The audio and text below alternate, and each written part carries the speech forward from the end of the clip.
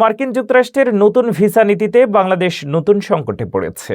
বাংলাদেশসহ ৭৫টি দেশের অভিবাসী ভিসা প্রক্রিয়া স্থগিত করা হয়েছে। পাশাপাশি B1 ও B2 ভিসায় $5,000 থেকে $15,000 ভিসা বন্ড বাধ্যতামূলক হওয়ায় ভ্রমণ ও ব্যবসা আরও কঠিন হয়ে উঠছে।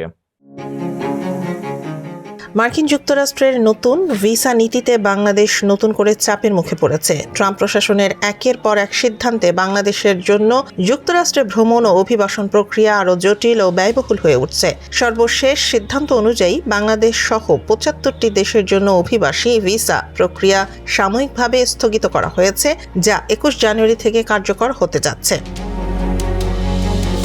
এর আগে B1 ও B2 ভিসার ক্ষেত্রে বাংলাদেশকে ভিসা বন্ড তালিকায় অন্তর্ভুক্ত করা হয়। নতুন নিয়মে যুক্তরাষ্ট্রে যেতে হলে বাংলাদেশি নাগরিকদের $5,000 থেকে সর্বোচ্চ $15,000 পর্যন্ত জামানত দিতে হতে পারে বাংলাদেশি মুদ্রায়, যার পরিমাণ প্রায় 18 লাখ টাকা পর্যন্ত।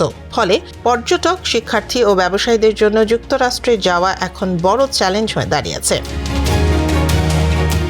কূটনীতিক ও বিশ্লেষকদের মতে, সাম্প্রতিক সময়ে বাংলাদেশের জাতীয় নিরাপত্তা উপদেষ্টার যুক্তরাষ্ট্র সফর ফলপ্রসূ বলা হলেও বাস্তবে তার কোনো ইতিবাচক প্রতিফলন দেখা যাচ্ছে না, বরং সফরের পরপরই আরও কঠোর সিদ্ধান্ত এসেছে। ব্যবসায়ীরা আশঙ্কা করছেন এই সিদ্ধান্তের ফলে বাংলাদেশ যুক্তরাষ্ট্র বাণিজ্য, বিশেষ করে তৈরি পোশাক খাতে নেতিবাচক প্রভাব পড়তে পারে। অন্যদিকে মার্কিন প্রশাসনের যুক্তি, সরকারি কল্যাণ ভাতার ওপর অতিরিক্ত নির্ভরশীলতা ঠেকাতেই এই কড়াকড়ি।